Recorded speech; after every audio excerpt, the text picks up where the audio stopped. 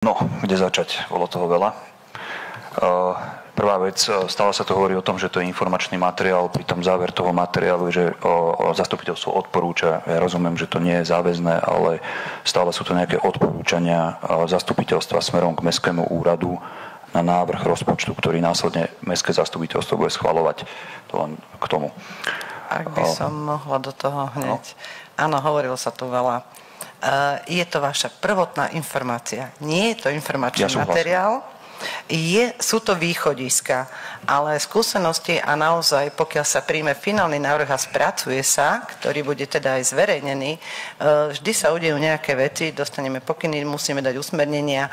Toto každý rok jednoducho sa absolvujú, že nastávajú aj tu zmeny. Ja som vám pri predkladaní toho materiálu napríklad vzhľadom na dlhovú brzdu nepovedala, že mesto musí mať pohľad na tento rozpočet tak, že rok 26 bude v roku 27, ak verejný dlh nebude klesať tak, ako sa vláda nejakým spôsobom zaviazala, je to v zákone, tak aj rozpočet pre rok 27 bude vlastne taký, ako je na úrovni 26. Preto nám naše stavovské organizácie, asociácia ekonomov, ZMOS, Únia miest a Slovenská SK8, oni odporúčajú, že ak mestá plánujú nejaké svoje investície aj zo zdrojov Európskej únie, ktoré napríklad podali, ale ešte nie sú absolútne vyhodnotené, aby boli zahrnuté v tej finálnej verzii, pretože toto sa môže stať. To už iba na doplnenie a teraz nech sa páči, kľudne sa spýtajte. Áno, to s tým viazaním výdavkov sa ráta, len naozaj to je, že B odporúča pripraviť. Nie je to úplne informačné, rozumiem, že to nie je záväzné. K tým podrobnejším tabulkám, čo tu pán kolega Čibrík hovoril, neviem, či sme sa úplne pochopili, my sme sa o tom bavili aj, že to nemá byť akože súčasťou materiálu, lebo rozumieme, že to by zahltilo veľa ľudí. To bolo myslené tak, že keď už to máte, niekde to dropnete na nejaký cloud a keď tak my sa tam vieme troška pohrábať, aby sme nemuseli vás s tým obťažovať. Hej. Ako nemusí to byť oficiálna súčasť materiálu. Je to aj súťaž, aj súčasť, máte pravdu, ale mňa to neobťažuje, určite sa vieme dohodnúť, aby ste mali v tom jasno, pretože naozaj sa to snažíme už aj pre vás tvoriť tak, že nie len my, čo v tom ideme automaticky. Dobre? Potom k tomu, čo sme sa tu bavili, akože materiál, či bude opäť, je to odporúčanie. V minulých rokoch ste aj nám ako tým Kranitra vyčítali, že na poslednú chvíľu meníme rozpočet, teraz sa to snažíme robiť, nazvem to, že ani, nie že férovejšie, ale naozaj dopredu, aby tá diskusia bežala. A v podstate môžeme sa tu doťahovať do nejaké slova, ale v konečnom dôsledku všetky tieto veci majú v kompetencii poslanci, ako určovať plat primátora, ako si znižovať svoje odmeny alebo vzdať sa tých odmen. Toto všetko vieme spraviť a vieme sa na tom podieľať všetci. Vieme, že to bude ťažké, vieme sa na tom podieľať všetci, každý musí začať od seba, takže my tam navrhujeme aj od nás a je tam celkom pekná suma, okolo 50 000, ak si dobre pamätám. Čiže toľko k tomu. Ďalšia vec, o ktorej sa tu veľa hovorí, je, že my môžeme ísť na úrad, tam sa pýtať na tie materiály. No nie, my akože na konci dňa hlasujeme o tých materiáloch, tak ako nám boli predložené s tými prílohami. To znamená, keď mi niekto na chodbe niečo na úrade povie, to neznamená, že na konci to bude v tom materiáli, alebo nebude a podobne. Čiže to sú dve veci. Ako môžeme si to ujasniť, môžem ja vám zavolať, môžeme sa o tom porozprávať, ale na konci dňa rozhodujeme o tom, čo je v tom materiáli. Takže nás prosím vás neposielajte na úrad, lebo naozaj potrebujeme rozhodovať o tom. Teraz mám nejaké otázky, ktoré mi z toho vyplynuli.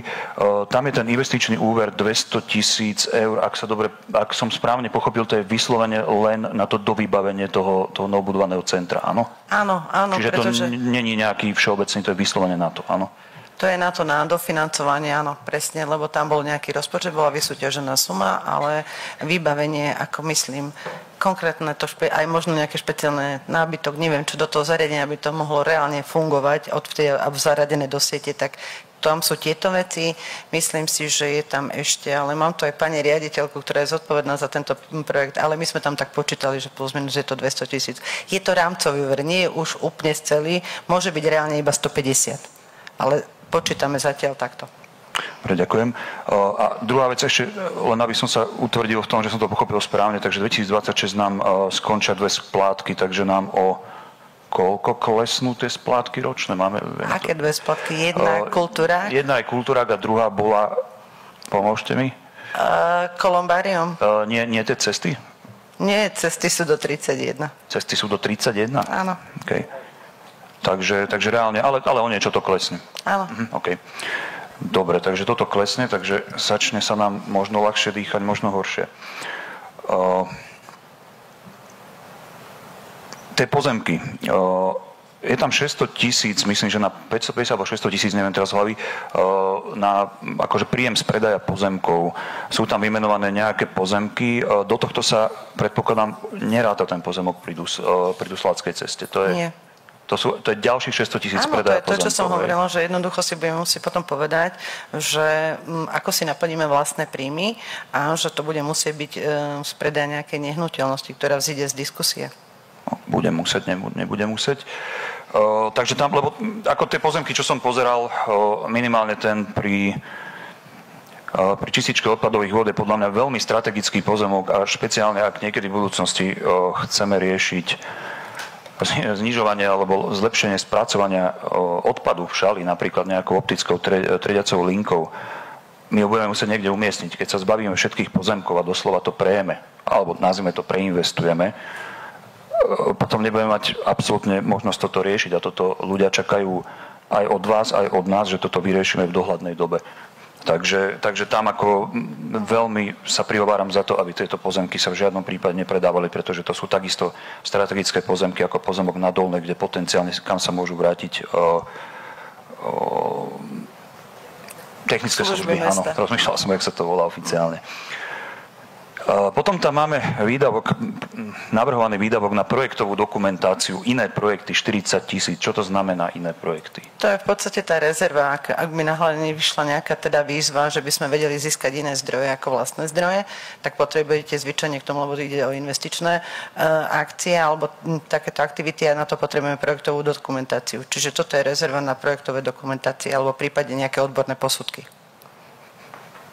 na budúci rok. Dobre, ja si myslím, že nemusíme až toľko peňazí viazať, pretože vždy vieme ten rozpočet zmeniť, pokiaľ príde nejaký nečakaný projekt alebo niečo podobné. A vlastne to bude mať aj v poslaneckom návrhu. Ja by som bola tuto trošku opatrná, lebo tie naše skúsenosti hovoria, že my tam nechávame túto rezervu a práve keď napríklad aj nastala nejaká havária, my sme to odtiaľ potom presúvali. Že proste mali sme tú rezervu na niečo. Ja som veľmi opatrný, preto by som tam nerád videl tých 40 000, môžeme tam nechať 20 a vždy to vieme presunúť. Jednu vec chcem zmieniť v tom materiáli je, že sa v meste znížila miera triedenia a preto sa zvyšujú poplatky mesta za uloženie odpadu na skládku z 18 eur na tón na 21 eur na tonu. Čo s tým budeme robiť? Máme nejaký plán, čo s tým budeme robiť, alebo to proste akceptujeme, že budeme platiť viac? Lebo upozorňujeme na to dlhodobo, že tento problém môže nastať a nastal. Áno, nastal. Jednoducho musíme opätovne zmobilizovať celý tím a zvýšiť povedomie o tom, aby sme teda to triedenie zvýšili a ďalšou mierou musíme osloviť aj podnikateľskú sféru, aby sa prispela k tomu, že aby triedil tieto odpady, lebo povedzme si tu otvorenie, ja s tým nemám problém, že veľa podnikateľov toto neriešilo. Oni to dávali jednoducho ako komunálny odpad. Aj toto nám robilo tie problémy. Takže budeme už konečne zamykať, áno. Nie zamykať. Ja si myslím, že nie zamykať. Proste treba tých ľudí, že naozaj to triedenie pre všetkých, je to pre naše deti, ale sa to oplatí, pretože zamykaním vyriešite možno to, že tam nepríde turistika, ale vám to položí vedľa a máte čiernu skladku, ktorá je zase finančne úplne desínda. Jednoducho tu treba stále do povedomia toto ľuďom opakovať, že takto by bolo, keď chceme žiť naozaj tak, ako sa patrí v 21. storočí. V poriadku, nejdem do tejto témy, lebo to nie je súčasťou. Poďme na pozmeňujúce návrhy teda. Ja by som predložil jeden. My sme hľadali spoločne nejaké úspory, ktoré by sme vedeli. Ja rozumiem, že to je stále odporúčanie, ale radi by sme boli, keby to v tom odporúčaní boli a radi by sme boli, keby sa to premietlo aj, aby to tam bolo. Radi by sme boli, keby sa to premietlo aj do finálneho návrhu rozpočtu. Takže ja to teda prečítam. V mojom prípade je to upraviť nasledovné výdavky. Upozorňujem, že tým myslím upraviť to materiály pred tým, ako to schválime, čiže na záver by sme to schválili, ak to prejde takto. A budem na tom trvať, nemusíme to rozoberať. Je tam môj evergreen a to je zrušenie financovania televízie, respektíve zmena tejto položky na 0 eur, úspora 4 000 eur, je to v bežných výdavkoch program 2. Jedno z navrhovaných opatrení je obmedzenia výdavkov na vianočnú výzdobu. Tam je nejaká horibilná suma 40 000 eur. Ja navrhujem obmedziť na 10 000, alebo 30 000 je tam, obmedziť ju na 10 000 eur, pričom úspora je tam 20 000 eur. Je to v bežných výdavkoch program 5. Ďalej je tam obmedziť výdavky na projektovú dokumentáciu, ostatné projekty o 20 000 eur, úspora 20 000 eur, priority kapitálového rozpočtu. 4. Rezervu na spolufinancovanie projektov nastaviť na 0 eur. Tam je veľmi diskutabilné, či to je reálna úspora 100 000 eur, ale dajme tomu, je to v prioritách kapitálového rozpočtu. K tomuto ešte poviem zdôvodnenie. My nie sme proti tomu, keď bude nejaký zaujímavý dotácia vo vzduchu a bude možné ju spolufinancovať niečo zaujímavé. Budeme určite hľadať nejakú spoločnú reč a vieme určite presunúť tieto prostriedky, pokiaľ to bude mať zmysel. Čo sa týka, posledný bod 5, je realizovať verejné obstarávanie interne, úspora 10 000 eur, bežné výdavky program 3. Je to jedno z navrhovaných opatrení, ktoré sami navrhujete, takže navrhujem teda ho zapracovať.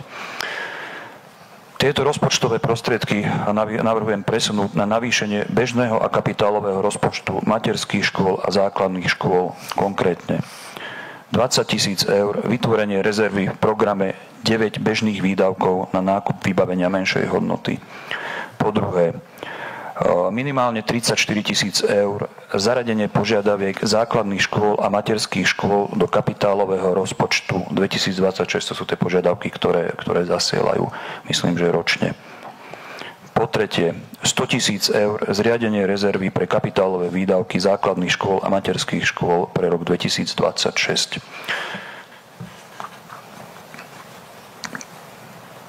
Čo sa týka zdôvodnenia, už nebudem druhýkrát čítať, v podstate som ho povedal, je to tam rozpísané.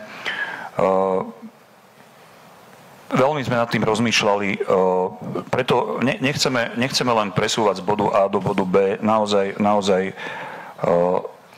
naozaj chceme vytvoriť aj nejakú rezervu, ktorá sa nemusí minúť. Tá rezerva môže fungovať jednoducho tak, že najprv tomu prvý pol rok sa nebude na ňu šahať, bude sa na ňu šahať, až keď naozaj zaujímavé projekty nebudú a vtedy sa rozhodne teda, že sa dofinancujú nejaké priority niektorých škôl, základných, materských, alebo ak ten projekt bude na základe zmeny rozpočtu sa presunú tie peniaze ako v rámci tej rezervy. Takže to je môj prvý poslanecký návrh. Zároveň mám druhý poslanecký návrh, kde reagujem na pani kolegyňu Kantorovú a to je ohľadom kultúrnych podujatí. Minulom roku alebo minulých rokoch sme sa veľmi pozastavovali nad tým, aké honoráre sa platia vystupujúcim v šali. Každopádne ja rozumiem, že kultúra je dôležitá a ten rozpočet tam nie je malý, avšak mám za to, že nemali by sme minimálne navyšovať náklady na kultúru oproti súčasnému roku 2025. Takže vychádzam z toho, že tam je odhadované čerpanie okolo 250 000 a takto by sme radi zastropovali tieto výdaje na budúci rok, kde vidíme úsporu 20 600 eur. Čiže prečítam poslanecký návrh, upraviť nasledovné výdavky. Znížiť položku Dom kultúry Šala kultúra na 250 000 eur, úspora 20 600 eur, bežné výdavky, program 11. Tieto rozpočtované prostriedky ponechať ako rezervu v rozpočte vzhľadom na očakávaný horší vývoj príjmov mesta, v prípade ich ako výdaj z rozpočtu úplne vynechať. Zdôvodnené výdavky sa ponechajú na predpokladanej úrovni roku 2025. A potom tam mám posledný bod, kde nebude poslanecký návrh, ale veľmi rád by som o ňom chvíľu podiskutoval. A to je rekonštrukcia chodníkov.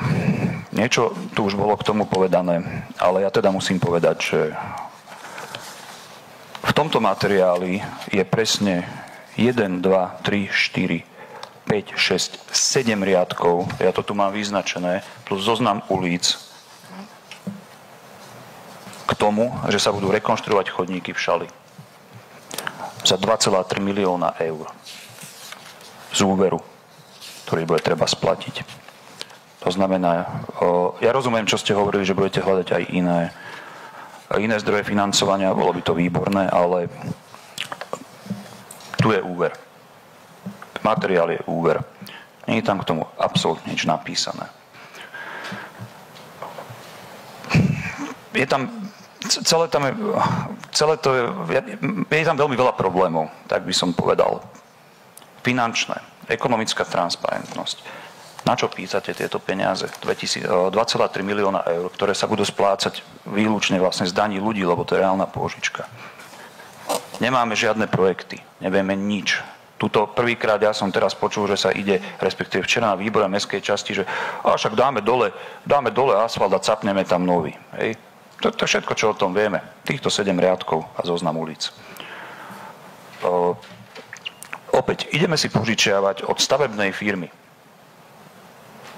Prečo nie od papierníctva, prečo nie od kvetinárstva?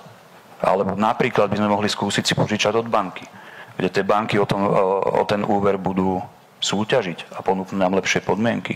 Nakoniec tá stavebná firma si to aj tak bude musieť požičať, lebo toľko peňazí mať nebude. A bude to za horších podmienok. Koľko firiem bude súťažiť tej súťaži, keď súčasťou toho bude, aby si ten úver, keď súčasťou toho bude vlastne ten úver. To znamená, že tie firmy, koľko tých firiem bude reálne súťažiť o napríklad úrok toho úveru. Čiže je to veľmi netransparentné. Ako sa to bude úročiť, nikto nevie. Alebo potom sa opýtajme bank, však poďme za bankami a povedzme, však nech nám to rovno postavia tie banky. Keď môže nás úročiť stavebná firma, tak nech nám to postaví banka, alebo to kvetinárstvo. Čiže nepríde k žiadnej reálnej súťaži. Tu my skúsime, predpokladám, že sa skúsi nejaká firma, ktorá možno bude mať na to peniaze, ale reálna súťaž tam nebude. Ďalšia vec. Ja teda predpokladám, teraz je presne 4 týždne do ďalšieho zastupiteľstva, ak sa nemýlim, kde sa bude schvaľovať rozpočet VZDNK. A okrem iného teda predpokladám, že tam predložíte aj teda schválenie tohto úveru, ale ak sa nemýlim. Pretože 22. vieme, čo tam stane, áno? Áno. Takže 4 týždne predtým, jak my budeme schváľať úver 2,3 milióna eur na 10 rokov, k tomu máme týchto 7 vyznačených vied. Toto ideme robiť, áno?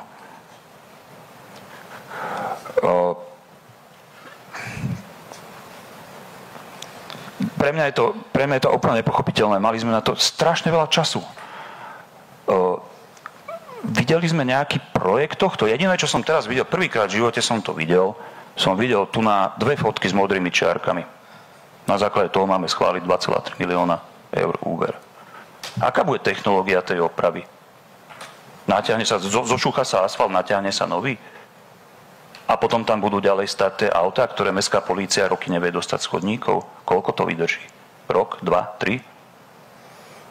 Takže najprv si správame domácu úlohu a vyriešme si, aby nám autá tie chodníky neničili. Ďalšia vec. Nájazdy do rodinných domov. Ako budú riešené? Vieme, ako to sú otázky. Ja tu nič k tomu nemám napísané. A budem mať na tieto otázky zodpovedané o mesiac, keď mi to dáte pár dní predtým, ako máme rozhodnúť o takom veľkom úveru. Ako budú riešené nájazdy do rodinných domov? Bude sa to tam vystužovať? Je to chodník? Nie je to určené na jazdu auta? Pokiaľ to chceme robiť dobre, musíme to robiť naozaj dobre a nie len natiahnuť povrch. Týka sa to konkrétne mojej ulice. Ja absolútne neviem, ja idem tu schvaľovať úver, ja absolútne neviem, čo vy chcete robiť na mojej ulici. Vinohradnícka. Čo tam spravíte? Absolútne netušíme. Nikto to netuší. Kopec občanov o tom nič nevie. Ja by som k tomuto povedal toľko, že áno, poďme opravovať chodníky. Tlačíme na to dlhé roky, teraz zrazu to ide. Nemusíme to robiť M-blok, nemusíme to robiť masovo. Ja rozumiem, že sa budú viazať výdavky, áno, ale my môžeme ísť postupne. Pretože vieme, kto je vo vláde a vieme, že tam budú nastávať, a už sa dokonca určite o tom aj viete, že sa chystajú nejaké zmeny, kde sa budú tieto pravidlá uvoľňovať, obchádzať a tak ďalej, pretože Pretože to tak bude, no jednoducho vieme, že to tak bude. Poďme spraviť jednu ulicu, poďme spraviť 2 ulice, správame ich poriadne, správame ich s verejnou diskusiou, správame ich s diskusiou s tými obyvateľmi, ktorí tam bývajú. A ja nemám problém zahlasovať za to, že sa napríklad na ten rok ďalší schváli 10% z tejto sumy. A keď to bude dobré a bude to celé fungovať, budeme pokračovať. Ja teraz nechcem ísť do detailov, lebo zase bude, že som tu osobný, ale vieme, ako dopadla cyklotrasa do Dusla. Koľko stála cyklotrasa do Dusla? 2,6 milióna eur. Dobre si pamätám. Prepáčte, už teraz naozaj budem skákať do reči, aj keď sa to nerobí. Cyklotrasa do Dusla, pre vašu informáciu, trošku ste máte zlé informácie, stála reálne vyčerpaná 972 000 eur. Na rozpočtovom bola 1 500 000. A povedzme si otvorene, najdrahšie na tom celom asi možno bolo to osvetlenie, lebo to zvyšilo tú cenu. Čiže neboli to 2 milióny, ale pán poslanec, vy ste sám teraz povedali niečo, že vy rozumiete tomu, že my musíme prijať úver. Teraz zrazu šmahom vety v tretej to zmeníte, že dajme 10%. Ja sa vás chcem spýtať, my opätovne ideme opravovať chodníky na neviem koľko rokov, lebo nikto nevie, čo bude. Teraz mi tu hovoríte tiež informáciu o tom, že možno ste počula, že sa budú meniť pravidlá. Tak prečo si nemôžeme urobiť rámcový úver tak, ako si to robia mesta a obce s tým, že potom si ho budú postupne čerpať. A to ešte nikto nepovedal. My sme prišli s prvým návrhom pri rozpočte, že má to byť dodávateľský úver. Ja som na úvod povedala, že môže to byť, budeme mať variant B aj dodávateľský z banky, normálne finančne, alebo C, ak by boli výzvy. Snažíme sa dávať všetky možné veci dokopy. Proste toto je o tom. Každé mesto sa teraz naozaj opatrne tvári, že radšej si zoberie nejaký, do budúcna nejaký rámcový úver, aby mohlo niečo budovať aj ďalej. Pretože vy ste povedali, urobíme 10, potom 10, nikto netuší, ako sa zmení situácia. Tuto pán poslanec Andraši vždy hovoril, že bude horšie a chodí na jeho slova, že naozaj, my sme tu už roky rozprávali o tom, aj prepáč, už som ti to predbehla, prepáč, ale jednoducho my sa chceme zabrzdiť 10% napríklad. Ja iba toľko k tomu. Môžeme s pani Prednoskou ešte, ja ju teda odpoviem.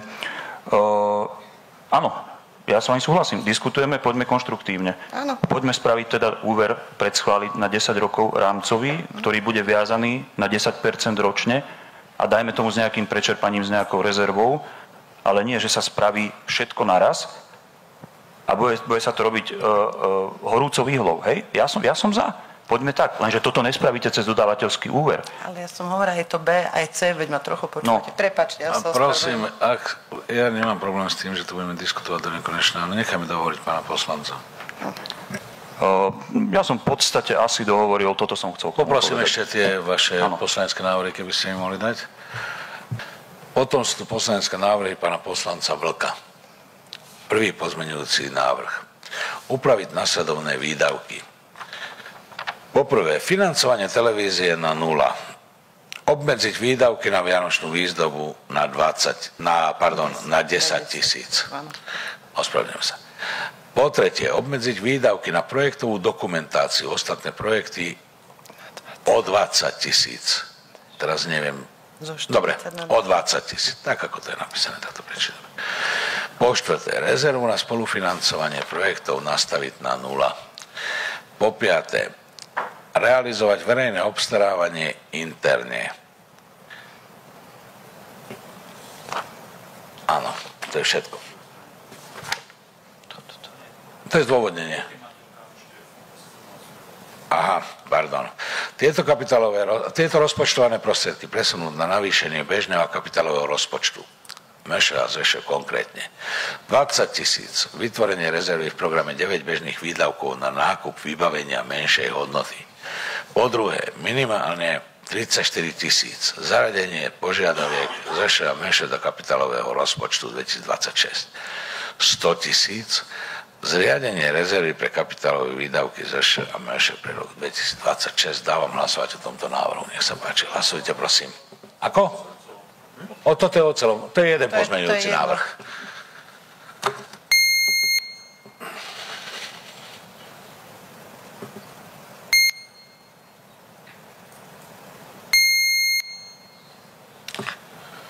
prítomných 21 poslancov za 7 proti 14. Druhý pozmeňujúci návrh pána poslanca Vlka opraviť následovné výdavky. Poprvé, znížiť položku DK Šala kultúra na 250 000. Tieto rozpočtované prostriedky ponechať ako rezervu v rozpočte ohľadom na očakávaný horší vývoj príjmov mesta. Prípadne ich ako výdaj z rozpočtu úplne vynechať. Nech sa páči, hlasujte prosím.